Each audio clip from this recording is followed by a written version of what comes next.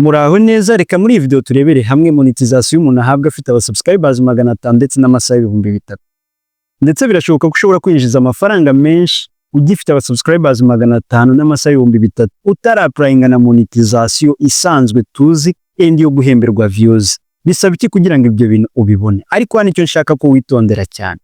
Iyo ubaye monetize ku ba subscribers 500 ndetse n'amasaha 3000 ntabwo uhemberwa views, ahubwo ni monetization ubufunguye yitwa ushobora kubona icyo bita membership cyangwa se icyo bita super chat, super stickers, super thanks ndetse n'ibindi bitandukanye. Iyo umaze kubona rero ibyo bintu nibwo bishoboka ko ushobora kwinjiza amafaranga menshi biturutse ku bafana bawe bagukurikira aho baherereye.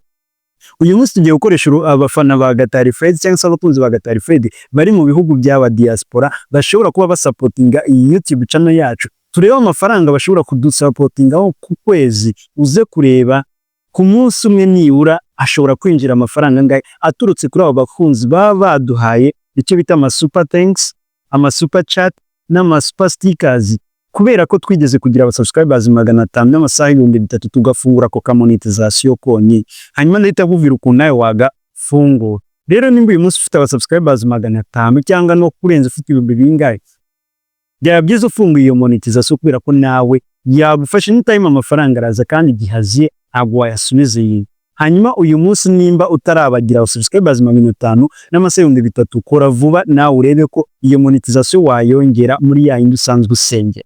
Bisaba iki rero kugira ngo ushobore kufungura iyo monetization? Ibyo ntangiye mbabwira bya subscribers 500 n'amasaha 3000, ahubwo abantu bari mu Rwanda bigenda bite, abantu bari Burundi bigenda bite, asa abantu bari muri Amerika bashobora kuyihabwa nabo mu Rwanda. Reka nzi ibyo byose tubinyuremo ubisobanukirwe kurushaho ndetse mureke n'uburyo ushobora kuba wakwinjiza menshi arusha ayo winjije kuri views wabonye uwo munsi. Ngiye mugiye kuba nitwa Gatari Fred, niwe rugamba rugeze hano, reka nze mbanyuriremo ibyo bintu. Hanyuma abasanzwe baba hano nibo duha agaciro gakomeye kuko n'abantu b'abagabo badushyigikira muri munsi. Nawe ushobora kubiyungaho ukanza hano handitse subscribe, hanyuma tukazatubana mu biganiro bya buri munsi.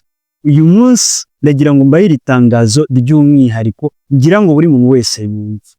Nimba uzi kuri urubyiruko ukaba uzi ko wabaye addicted n'ibi bintu ngiye kubabwira cyangwa se hari ibintu runaka byagukoronisha, urugero beti yarakwifatiye neza yarakugize umugore wayo, cyangwa se inzoga zarakwifatiye burundu ukabona uri kwerekeza mu cyiciro cyo kwandavura kandi uri urubyiruko, cyangwa se itabi ryarakwifatiye, ni ukuvuga ufite imico runaka iri kukwifatira ikakwizirikaho ndetse ukabona uri kujya mu mwobo w'urupfu bireba.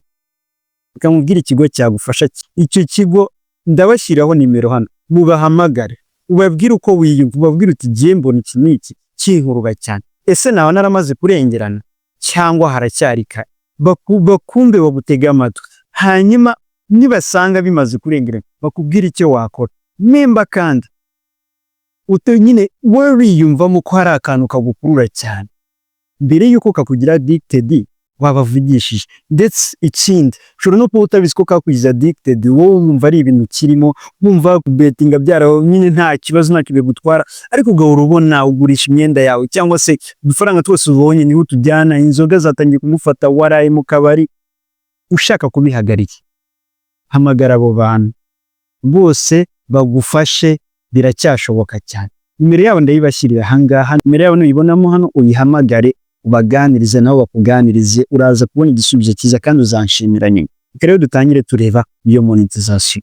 Uvuga ngo ifunguye YouTube channel ugatangira ukabona ubonye aba subscribers 500, ugakora ukabona ubonye amasaha 3000, uzahite ukanda kuri YouTube studio yawe mu kabuto kari iburyo k'idolari ukandeho, uzahita ubona hano handitse super chat, super thanks, ubifungure. Nubifungura uzaba uri umukandida wo kubona amafaranga mbere yuko wapplyinga monetization. Ni ukuvuga iyi monetization ijyanye na views, kubera ko igihe cyose uzagereza gukora live hari ababa barafashwe na videos zawe. Ari nayo mpamvu abantu badukurikira bari mu bihugu byo hanze tubashimira cyane, badusupportinga buri munsi. Twakoze live bakaza akavuga bati Gatari hari video yawe narebye iramfasha, cyangwa se mbona ukora content ifasha abantu, akavuga ngo akajya kuri comment agakanda super chat, super thanks akabitanga. Rero ayo mafaranga nimba uwo muntu aguhaye amadolari wenda 20, uza gusanga nibura wabonye YouTube Pro 45% yayo ugasigarana 50% yawe. Bivuze ngo nibura uwo munsi wakoze live ushobora kwinjiza amadolari agira muri 15 cyangwa se 10 cyangwa 12 biturutse ku muntu umwe wenyine bitewe n'uburyo yagushimiye cyangwa se yakubwira ati komereza aho ngaho. Ibaze rero uko baba benshi ushobora kwinjiza amadolari atari munsi n'ijana wayinjiza ku munsi kandi bigoye ko wayinjiza wenda ku munsi kuri video zisanzwe. Rero kuko nzi ko buri muntu wese yemerewe kuyifungura igihe cyose waba ugeje imyaka 18 ukaba utavayoletinga amategeko ya YouTube, nimba warabaye monetize ibyo nabyo bifungura biraza kugufasha. Nimba utaramonetize niyo wuzuza ibyo bintu mubwiye ruguru aba subscribers 500 n'amasaha 3000 bizahita bifungura, hanyuma ufungura imiryango yombi yo kwinjiza amafaranga nibura ahantu habiri. Ubwo nugeze aba subscribers 500 n'amasaha 3000 uzahita ubifungura kuko biranoroshye no gukanda kuri iyi buto yo hasi y'idolari tayari ugahita ubifungura. Hanyuma nimba nayo utari warabifungiye kandi uri monetize ushobora guhita ubikandaho ukabifungurira uwo mwanya. Hanyuma ibisabwe se abari mu Rwanda bashobora kubyakira bo ntibabitange? Yego, umuntu uri mu Rwanda cyangwa mu Burundi ashobora kuzakira izo super thanks na super chat ariko we ntazitange. Bivuze iki? Zitangwa n'abantu bari mu bihugu biri eligible kandi igihugu cyacu cy'u Rwanda ntabwo kiri eligible. Bivuze ngo abantu bari mu bihugu byo hanze bakunda ibyo dukora baraduha ariko twebwe ntidushobora kubaha ngo bikunde. Yaba izo membership zaba izo super chat na super thanks byose twabyakira ariko twebwe kumitanga ntibishoboka. Rero uba ku mubano ndetse iyo relationship iri hagati yawe n'abo bantu bari mu bihugu byo hanze bakunda ibyo ukora baze bagusupportinge cyangwa se baguhe bagushimire ku byo wabakoreye winjiza amafaranga muri ubwo buryo bubiri bwo gufungura iyo monetization. Ndetse yo ufunguye monetization yo kugira membership na super thanks kuri abo subscribers 500 iyo ukomeje kongera abo subscribers bawe birangira ukigera ku subscribers 1000 n'amasaha 4000 na ya monetization yo guhemberwa views nayo ihitiza. Murumva ibyo bintu atari byiza. Ugendeye ku mibare ubonye hano kuri screen yawe ayo ni amafaranga nibura ashobora gushoboka kuboneka igihe cyose wowe ufite abantu bagukurikira bakunda ibyo ukora bari mu bihugu byo hanze. Hamwe nawe n'abafana bawe wakorera andi mafaranga birashoboka ubikore. Reka duhure muri video itaha nimba bigufashije sharing bagenzi bawe. Reka duhure muri beta. Ciao ciao.